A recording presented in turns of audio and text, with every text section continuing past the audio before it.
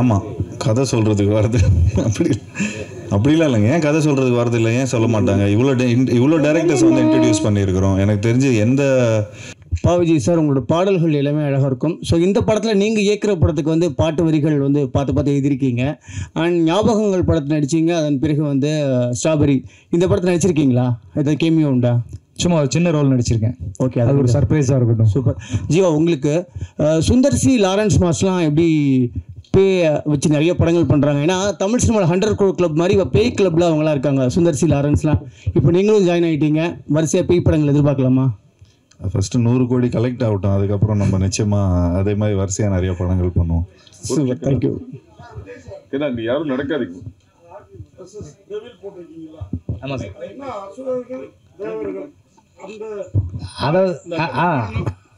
அதாவது அசுரர்கள் தேவர்கள் அந்த காலத்தில் இருந்ததுல்ல. ஆமாம் ஆமாம். அந்த மாதிரி இப்போ ஏஞ்சல்ஸ் தேவதைகள் டெவில். ஒரு தீய சக்திக்கும் ஒரு நல்ல சக்திகளுக்கும் நடக்கிற ஒரு வார் மாதிரி ஒரு யுத்தம்.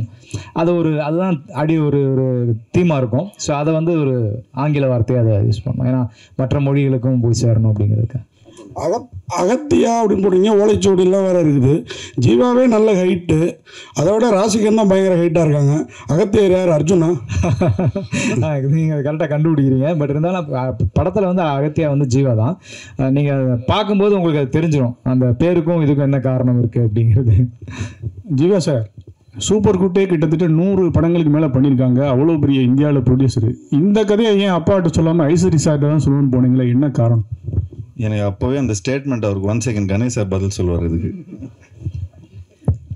நான் அவங்க அப்பாவுக்கு இந்த படத்தை போட்டு காமிச்சேன். பார்த்துட்டு ரொம்ப நல்லா இருக்குது அப்படின்னாரு. அப்போ நான் ஒரே வார்த்தை சொன்னேன், சார் நீங்கள் செய்ய வேண்டியதை நான் செஞ்சுருக்கிறேன் சார்ன்னு சொன்னேன். நிச்சயமா அப்படின்னு சொல்லிட்டு ஒத்துக்கிட்டு போயிட்டார். சார் வந்து இப்போது அப்பா பார்த்துட்டிங்கன்னா இப்போ ரொம்ப செலக்டிவாக தான் படம் பண்ணுறாரு. அதில் ஏற்கனவே 99 ஒரு படம் வந்து நான் அப்பாவுக்கு பண்ணுறேன்னா. ஸோ இப்போது அதுக்கப்புறம் 100th ஃபிலிம் என்ன பண்ணுறாருன்னு தெரியல. பட் இப்போ அந்த 99th ஃபிலிம் ஏற்கனவே நாங்கள் டிசைட் பண்ணிட்டோம். ஏன்னா அது கிட்டத்தட்ட ஒரு 2 இயர்ஸாக அந்த ஸ்கிரிப்ட் அப்படியே இதில் இருக்குது. ஸோ இந்த படம் முடிச்சதுக்கப்புறம் அந்த ஸ்கிரிப்ட் போகிறதா இருந்தது. அதுவும் நல்ல பெரிய பட்ஜெட் படம் தான் சார். சும்மா ஒரு ஜாலிக்கு தான் நான் எப்போயா சும்மா ஒரு என்டர்டெயின்மெண்ட்டுக்காக தான் நான் சொல்லுவேன். இல்லை வீட்டுக்கு போனால் செம்ம அடி விடும். பட் இது வரைக்கும் எனக்கு தெரிஞ்ச ஒரு 6 to 8 ஃபிலிம்ஸ் வந்து அப்பா கிட்ட பண்ணியிருக்கிறேன்.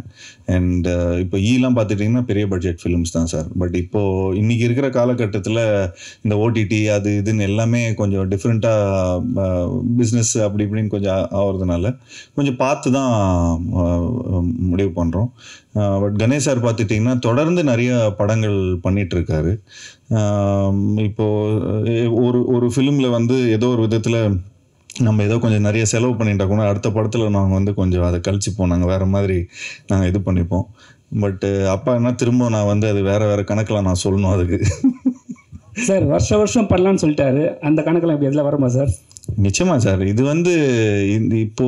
வந்து நாங்கள் பிஸ்னஸாக பண்ணல. இப்போ ஆக்சுவலி பார்த்துட்டிங்கன்னா கணேஷ் சார் வந்து அவருக்கு எவ்வளோ பிஸ்னஸ் இருக்குது, எவ்வளோ விஷயங்கள் இருக்குது.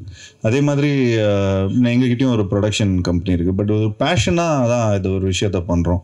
ஸோ இன்றைக்கி இப்போ பாவிஜய் சார் வந்து அவரோட ட்ரீம்ஸ் வந்து எல்லா விதத்துலேயும் வேறு ஏதோ ப்ரொடக்ஷன் கிட்ட எடுத்துகிட்டு போகாமல் ஒரு நல்ல ஒரு ப்ரொடக்ஷனுக்கு வந்தால் அவரோட ட்ரீம்ஸ் ஃபார்வர்ட் போகும். ஸோ அந்த மாதிரி தான் நான் வந்து கொஞ்சம் புது டைரக்டர்ஸ், அது இல்லாமல் ஒன் ஃபிலிம் பண்ண டைரக்டர்ஸ் எல்லாமே கணேஷ் சார் கிட்ட எடுத்துகிட்டு வருவேன். அண்ட் அது இல்லாமல் அவங்கக்கிட்ட நிறைய ஒரு தொடர்ந்து படங்கள் பண்ணிகிட்டே வந்துட்டு இருக்கிறாங்க. ஸோ அந்த தியேட்டர்ஸ் அந்த இது. ஸோ அதனால் வருஷம் வீட் லைக் டு டூ. அண்ட் நாங்களும் அதுக்கேற்ற மாதிரி இப்போது கொஞ்சம் வருஷம் படம் பண்ணுறதுனால அதுக்கேற்ற மாதிரி கதைகளும் எங்களுக்கு டைரக்டர்ஸ் எழுதுவாங்க. டேரக்டர் சார் இப்போ வெள்ளைக்காரங்களாம் வரும்போது நம்ம ஓலைச்சுவடிகள்லாம் அழிச்சிட்டாங்க, நிறைய மறைக்கப்பட்டது. ஸோ அதெல்லாம் காட்டுவீங்களா, இல்லை படத்தில் சீன்ஸ்லாம் இருக்கா? இல்லை இருக்குது. தமிழ் அந்த ஓலைச்சுவடிகள் சார்ந்த ஒரு காட்சி வச்சுருக்கோம். அர்ஜுன் சார் வர்ற காட்சியில் நல்ல ஒரு அழகான காட்சி. நீங்கள் கண்டிப்பாக அதை ரசிப்பீங்கன்னு நினைக்கிறேன். ஏன்னா அது படம் பார்த்த எங்கள் எல்லாருக்குமே இப்போ சார்லேருந்து எல்லாருமே அந்த காட்சியை ரொம்ப விரும்பினாங்க. ஸோ அந்த அர்ஜுன் சாரோட சீனில் அந்த ஒரு ஓலை சுவடியும் நம்முடைய தொன்மையான தமிழில் அவர் பேசுகிற ஒரு காட்சியும் ஒரு இருக்குது. அது நிச்சயமாக அது நல்ல ஒரு பேசப்படுற ஒரு காட்சியாக இருக்கும். சார் விஜய் சார் வாழ்த்துக்கள். நன்றி சார். படத்தை பார்க்கப்போ 2 பீரியடை மென்ஷன் பண்ணியிருக்கீங்க. ஒன்று பிரிட்டிஷா இல்லை ஃப்ரெஞ்சு பீரியட் வருமா? ஃப்ரெஞ்சு தான். அர்ஜுனுக்கும் ஜீவாக்கும் கனெக்ஷன் ஏதாவது இருக்குமா? இருக்கு கதையில் கனெக்ஷன் இருக்குது, 2 பேருக்கும் ஒரு தொடர்பு இருக்கும். அது என்னங்கிறத நம்ம ஸ்க்ரீன் பிளேவாக சொல்லுவோம். என்னவா வர்றாரு சார் கேரக்டர்? ஜீவா சார் வந்து அகத்தியாவா வர்றாரு. அகத்தியானா அதாவது கேரக்டரா சொல்லு. படத்தில் வந்து அவர் வந்து ஒரு ஆர்ட் டைரக்ஷன் பண்ணுற ஒரு ஆர்ட் டைரக்டராக அறிமுகமாகிறாரு. ஸோ அதுலேருந்து அவர் ஆரம்பிக்கிற தொழிலிருந்து அவருக்கு ஒரு சின்ன ஒரு ஸ்பார்க் கிடைக்குது. நம்ம பண்ணிட்டு இருக்கிறது சரியா இல்லையா, அப்போ அவர் ஒரு கேட் ஓப்பன் ஆகுது. அதுலேருந்து கதை அப்படி ஆரம்பமாகும். ஆரம்ப புள்ளி அதுதான். அவங்க வந்து அவங்க கூடவே படித்த ஒரு லவ்வர், அந்த மாதிரி ஒரு ஆர்கிடெக்டாக இருக்காங்க ராஷிகண்ணா. டாக்டர் சார், இப்போ நம்ம ஹீரோ வந்து ஒரு விஷயம் கேட்டாங்கன்னா கண்டிப்பாக டேரக்டர் வந்து ஒரு ஹெல்ப் பண்ணுவாங்க. ஏதாவது ஒரு விஷயம் வந்து கதையாவது போடுவாங்க. ஆனால் அவர் சொல்லியிருக்க வருத்தப்பட்டார், வேறு எனக்கு ஒரு பாட்டு கேட்டோம் கொடுக்கவே இல்லை, கடைசி வரைக்கும் என்னை வந்து ஒதுக்கே வச்சுட்டாங்கன்ட்டு. அது அப்பயே சொன்னார் அவங்ககிட்ட. இல்லை சொன்னார் சொல்லிட்டு சார்கிட்டையும் சொன்னார், இந்த மாதிரி நம்ம ஒரு ப்ரொமோஷன் சாங் பண்ணலாம் சார் அப்படின்னு. இந்த படத்துலேயே வந்து 6 பாட்டு வைக்க வேண்டியதாயிடுச்சு. ஏன்னா காட்சிகள் நகர்த்துறதுக்கு சில நேரங்கள் பாட்டு வந்து இப்போ சொன்ன மாதிரி அந்த மூலிகை சாங்கில் நிறைய காட்சிகள் நகரும். ஸோ இப்படி ஒரு பாட்டுக்குள்ளேயும் காட்சி நகர்றதால தனிப்பட்ட பாட்டு வைக்க முடியல, ஒரு டூயட் சாங் அப்படின்னு போக முடியல. அதனால தான் இல்லை அவர் ரொம்ப என் மேலே ரொம்ப பிரியமாக இருப்பா அப்படி Jeeva sir. Sir Vijay sir வாழ்த்துக்கள் சார். நன்றி சார். எங்கே sir? Sir Mani sir. Sir Jayachandran sir. Sir இந்த வழக்கமாக அந்த பேய் படங்கள் அப்படின்னா ரொம்ப டார்க்காக தான் இருக்கும் படங்கள், சீன்ஸ் எல்லாம். பட் இந்த படத்தை பொறுத்தவரையிலும் ஆரம்பத்துலேருந்து ரொம்ப பிரைட்டாக கலர்ஃபுல்லாக இருக்குது. அதுக்கு என்ன காரணம் சார்? அது இல்லை, அதுக்கு காரணம் வந்து டிஓபி பதி தான். இந்த படத்துக்காக அவர் ரொம்ப ஒர்க் பண்ணி நல்லா வரணும், எல்லாரையும் ரொம்ப அழகாக காமிக்கணும். ஏற்கனவே எங்கள் ஹீரோயின்லாம் ரொம்ப அழகு தான், அதுக்கு மேலேயும் காமிச்சிருக்காப்புல, ரொம்ப பிரைட்டாக பண்ணியிருக்காப்புல. இதுக்காக ரொம்ப மெனக்கெட்டு பண்ணியிருந்தாப்புல. அதுக்காக கேட்கல சார். இப்போது டார்க்காக எடுக்கிறாங்கன்னாக்கா இந்த பயம் வந்து கொஞ்சம் அதிகமாக இருக்கும். இல்லை அந்த மாதிரி காட்சிகளுக்கு அப்படிதான் அந்த மாதிரி காட்சிகள் அப்படி இருக்கு அந்த மாதிரி. அதாவது இப்போ அந்த ஆவி சம்மந்தப்பட்ட காட்சிகள்லாம் வந்து அப்படிதான் இருக்கும். நம்ம மேக்ஸிமம் ட்ரெய்லர் அந்த ஷாட் ரொம்ப இருட்டாக இருக்கும்னு போடலை. ஆமாம். இப்போ நீங்கள் படமாக பார்க்கும்போது அந்த காட்சிகளுக்கான லைட்டிங்கும் அது அந்த மாதிரி தான் இருக்கும் சார். அப்புறம் ஜீவா சொல்லுங்க சார். சார் அது நீங்கள் கேட்டிங்களா நல்லா பிரைட்டாக இருக்கணும்னு, கொஞ்சம் குழந்தைங்கலாம் கொஞ்சம் பயப்படாமல் இருக்கிறதுக்கு கொஞ்சம் ஒரு PG-13 ஃபிலிம் சார். டார்க்காக பண்ணிட்டு அப்புறம் A சர்டிஃபிகேட் கொடுத்துருவாங்க, அப்புறம் நீங்கள் மட்டும்தான் வருவீங்க படத்துக்கு. அப்புறம் ஜீவா சார், அப்புறம் உங்ககிட்ட இன்னொரு கேள்வி. ஆமாம் சார், நீங்கள் வந்து அவர் தான் ரொம்ப நேரமாக ராசி மேம் கேட்குறாங்க, யார் கேள்வி கேட்குறாங்கன்னு தெரியல. ஸோ அப்புறம் சார் இந்த உங்கள் படத்தில் வந்து 100வது படமாக வந்து விஜய் தான் நடிப்பார் அப்படின்னு சொல்லிட்டு நீங்கள் இது நான் சொல்லிட்டேன்னா இப்போ இதுதான் ஹெட்லைன்ஸாக இருக்கும். இல்லை அது சொல்லிருந்தீங்க.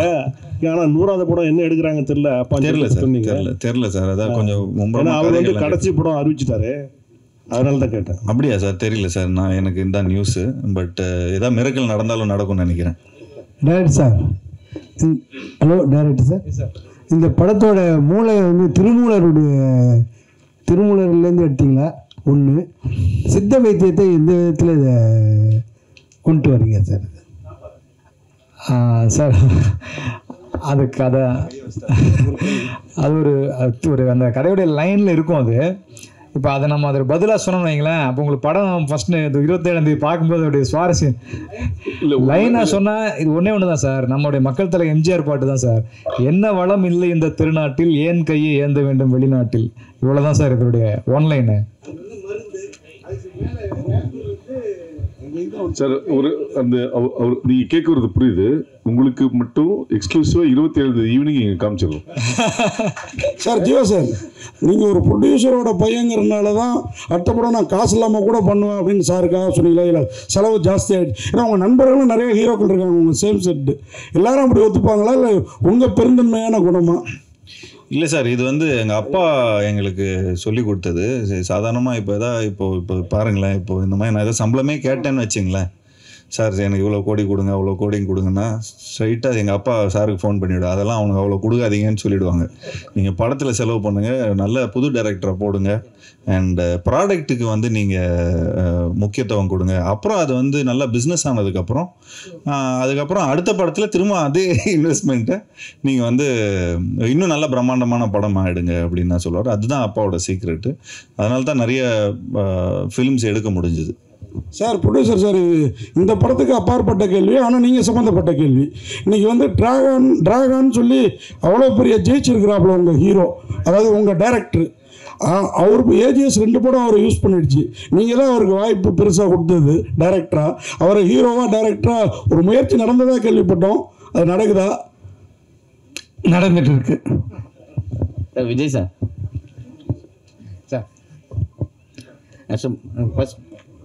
ஃபர்ஸ்ட் பாடலாசிரியராக இருந்தீங்க, அப்புறம் நடிகரானீங்க, இருந்துட்டு இருக்கீங்க. இருந்துட்டு இருக்கீங்க. நீங்கள் நான் பேசணும்ல வந்துட்டாருல, பாடலாசிரியர் இருந்துட்டு இருக்கீங்க, இயக்குனராக வந்துட்டீங்க, நடிகராகவும் இருந்தீங்க. அடுத்து ப்ரொடியூசராக எப்போ வர போறீங்க? ஸ்ட்ராபெரி என்னோட படம் தான், நான் ப்ரொடியூஸ் பண்ண படம் தான். பட் இதுக்கப்புறம் ப்ரொடியூஸ் பண்ண மாட்டேன், ஒன்லி டைரக்ஷன் படம் அந்த மாதிரி தான். சித்த மருத்துவம் இப்போ வந்து கொரோனா டைமில் தான் எல்லாருக்கும் தெரிய ஆரம்பிச்சுது. கேன்சர் கூட அதில் இருந்து மருந்துகள் இருக்குன்னு சொல்லியிருக்காங்க. இது முற்றிலும் வந்து ஆங்கிலேயர் அந்த டைமில் தான் அந்த இது அழிக்கப்பட்டதுன்னு நீங்கள் நினைக்கிறீங்களா? இல்லை சார், அவங்க யாரும் நம்மளை அழிக்கவே இல்லை சார். அவன் அழிக்க வந்தவங்கள்ட்ட நம்ம தான் பறி கொடுத்தோம். ஸோ அவன் வந்து அந்நியர்கள் வந்து அழிச்சாங்கங்கிறது அது கதை கிடையாது. ஒரு என்ன சொல்கிறது, ஒரு காலகட்டங்களில் வந்து சில கண்டுபிடிப்புகள் நம்ம வந்து புறக்கணிச்சாங்க. நம்மளுடைய முன்னோர்கள் மூதாதையர்களுடைய அறிவையும் நம்ம கண்டுபிடிச்ச விஷயங்களையும் வந்து இங்கே இருட்டடிப்பு செய்யப்பட்டது. அந்த மாதிரியான ஒரு சம்பவத்தை நான் படிக்கும்போது தான், அடடா இப்படி ஒரு விஷயத்த நம்ம ஆளுங்க தான் கண்டுபிடிச்சிருக்காங்களா, இது உலகத்துக்கு தெரியாமல் போயிடுச்சே. ஆனால் வந்து யாரோ கண்டுபிடிச்சதா எங்கெங்கேயோ பேசி பெரிய பெரிய பாராட்டுகளும் விருதுகளும் வாங்கிட்டு இருக்காங்களே அப்படின்னு ஒரு எண்ணம் ஏற்பட்ட போது அதை தான் ஒரு தீப்பொறியை எடுத்து இந்த கதை பண்ணும் சார். இந்த கதை உருவாச்சு. விஜய் சார், சார் என் இனிய பொன்னிலாவு படத்துல இடம்பெறுமா இல்லை இங்க மட்டும் காட்டப்பட்டதா? அதுக்கு முறைப்படி அனுமதி வாங்கி யூஸ் பண்ணீங்களா? அது மொத்த டீட்டெயில் சொல்லுங்க சார். ஏன்னா அதை பத்தி ஒரு கேஸ் இருக்கு இல்லையா?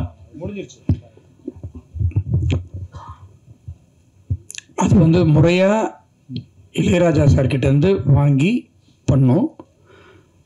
அதுக்கு பிறகு வந்து சரிகமாக தான் அதனுடைய அவங்க ஓனர்ன்னு சொல்லிட்டு அவங்க கோர்ட்டுக்கு போனாங்க.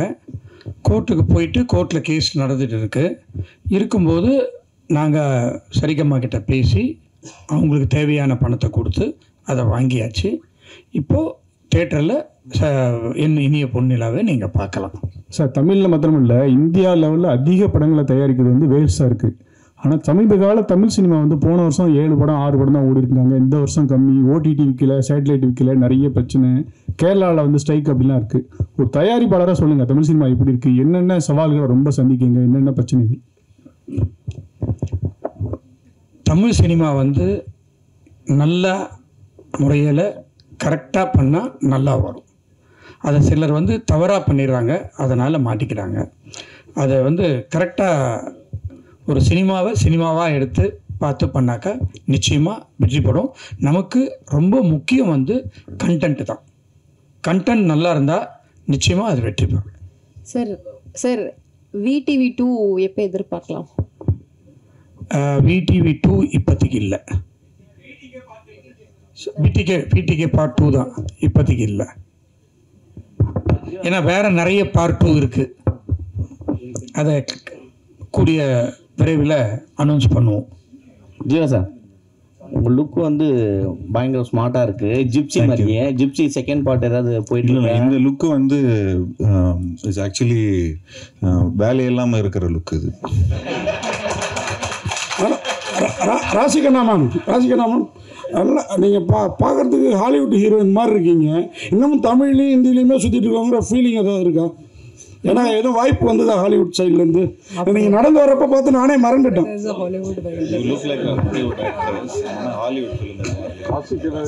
வரலையே சார், நான் வெயிட் பண்ணுறேன். பண்ணணும். தேங்க்யூ, நன்றி. இங்கே கோயின்சிடென்ஸாகவே வந்து அகத்தியா அண்ட் சப்தம் ரெண்டுமே வந்து ஒரே நாளில் ரிலீஸ் ஆகுது. ரெண்டுக்குமே வந்து ஈக்குவலான எக்ஸ்பெக்டேஷன்ஸ் இருக்குது. ரெண்டுமே ஹாண்டட் அண்ட் மித்தாலஜி அந்த மாதிரியான ஒரு விஷயமா இருக்குது. ஸோ இது யோசிச்சிங்களா? இதை பற்றி எதுவும் போயிட்டுருக்கா உங்களோட தாட் ப்ராசஸ் எதுவும்? யார்கிட்ட? anyone can answer. நானா சார், 2 படமும் ஜெயிக்கட்டுங்க. ஏன்னா 2 படமும் ஜெயிக்கட்டும். அவரும் நல்ல